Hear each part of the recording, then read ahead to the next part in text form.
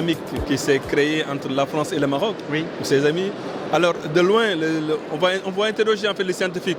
De loin, comment vous interrogez en fait, comment vous regardez aujourd'hui cette nouvelle dynamique qui, avec beaucoup de conventions qui étaient signées, des discours prometteurs, vraiment, aujourd'hui, vraiment, tout va très bien. C'est la lune des miel entre le Maroc et la France. Oui.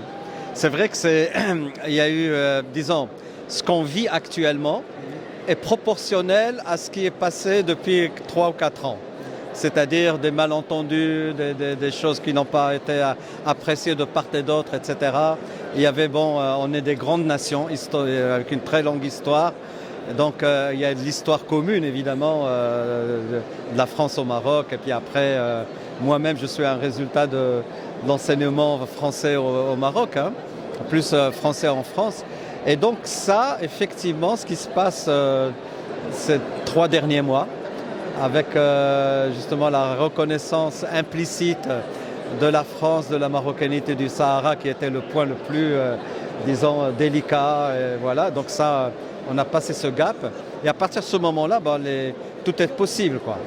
Donc les gens, beaucoup de gens, de part et d'autre, attendaient qu'il y ait justement cette opportunité de la rencontre de 2 amoureux qui sont le Maroc et la France, avec un immense partage historique, culturel, etc. Donc tout ça, bien sûr, ça ne peut que bénéficier les 2 pays. Et je ne vous cache pas que personnellement, quand j'étais arrivé hier à Casablanca à l'aéroport et après j'ai conduit jusqu'à Rabat, à l'entrée de Rabat, je commençais à voir alternativement des drapeaux marocains et français et ça m'a fait vraiment chaud au cœur. Parce que j'ai dit, ça y est.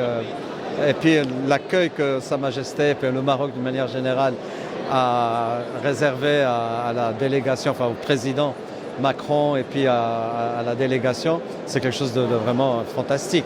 Donc ça prouve que quand même, il y a un attachement très important. Et puis à mon avis, le Maroc et la France n'ont pas de choix que de travailler ensemble. Parce qu'on est très complémentaires.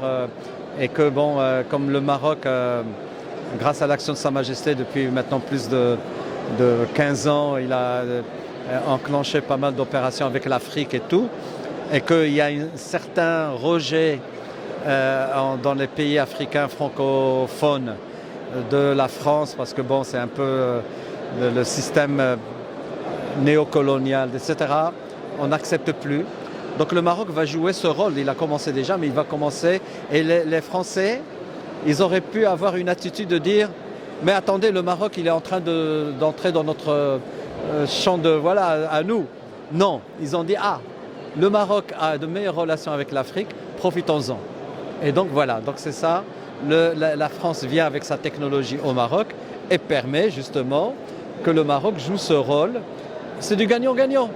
Tout le monde y gagne. Les 3 gagnent, le Maroc, la France et l'Afrique. Et donc, tout ça, c'est vraiment formidable et puis c'est unique. Il n'y a pas beaucoup de pays au monde qui ont ce type de relation. Par exemple, les États-Unis, ils ont au sud le Mexique, mais je ne crois pas que les Américains du Nord utilisent le Mexique comme pays de courroie vers l'Amérique latine.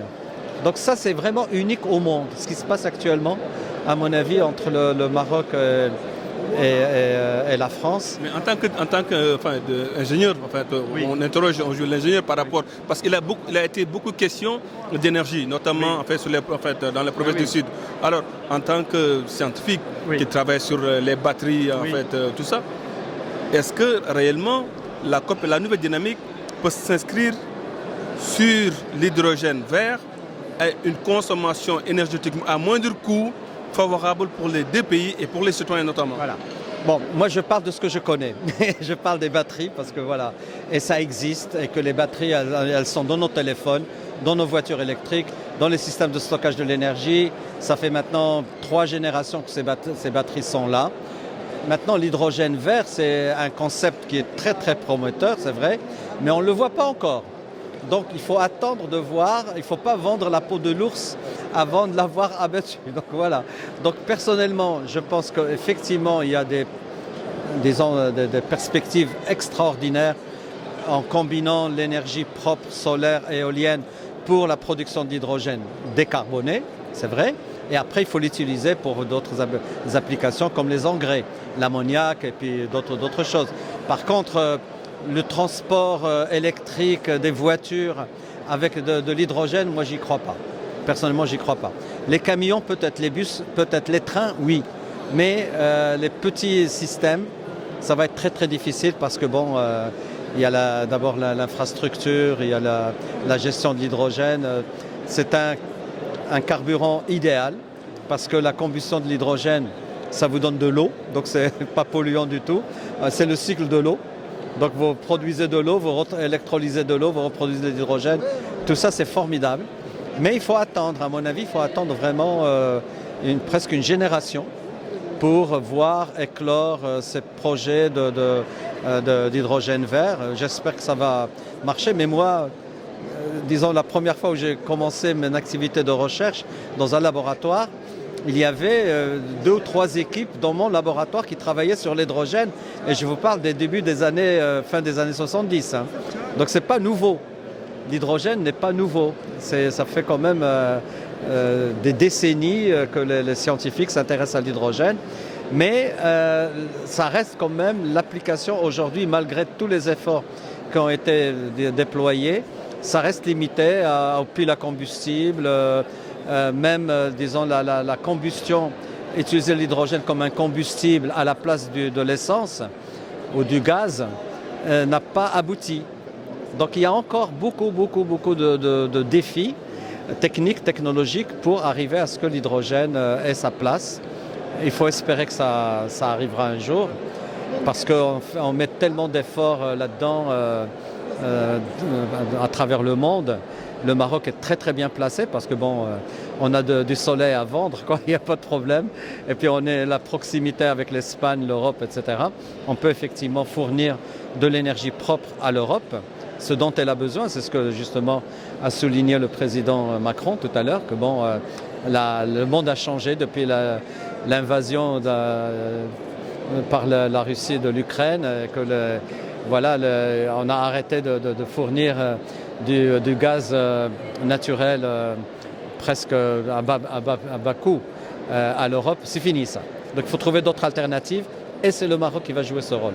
Et on parle d'alternatives, on parle de formation, on parle surtout de capital humain parce que les deux pays s'inscrivent avec une capital humain beaucoup plus importante aujourd'hui qui pourrait demain relever les défis. Est-ce que, M. Yazami, il y aura, peut-être qu'il y aurait d'autres Yazami? Bien voilà, sûr, en termes de création, en termes d'ingénierie, en termes de voilà. Mais absolument, il n'y a pas de raison. Disons que bon, chaque parcours est bien sûr unique. La trajectoire que j'ai eue personnellement est la mienne parce que bon, j'ai vécu des circonstances. Moi, je suis né dans les années 50, hein, donc juste après, avant l'indépendance du Maroc. Donc il y avait une ambiance, il fallait qu'on aille à l'école, il fallait travailler, il n'y avait pas de télévision, il n'y avait pas de réseaux sociaux, etc. Donc voilà, je suis un peu dans ce... Et puis je me suis passionné comme ça, spontanément pour la science, voilà. Maintenant, évidemment, des esprits curieux comme le mien, ils vont éclore à un moment ou à un autre, et on aura vraiment d'autres Yazami, peut-être des centaines, d'ici quelques générations. Il n'y a pas de raison que ça n'arrive pas. Mais c'est vrai que pour y arriver, il y a plusieurs conditions. Et il faut vraiment être convaincu que le plus important, c'est de servir l'humanité et pas se servir soi-même.